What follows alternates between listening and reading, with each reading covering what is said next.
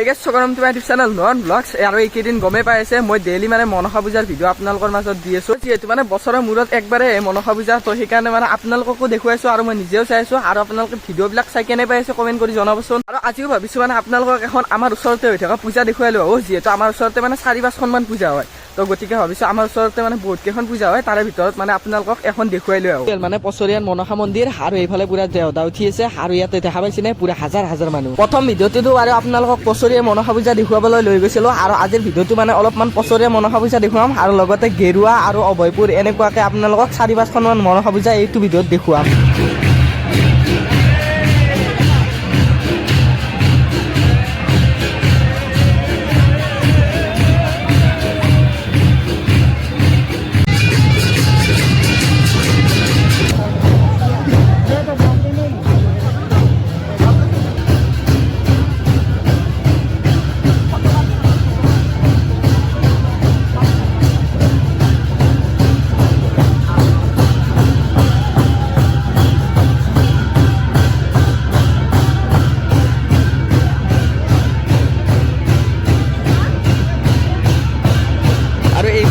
গেৰুৱাৰ মনসা পূজাৰ ৰাতিৰ দৃশ্য। তো এইফালে দেখা পাই আছে আপোনালোকে।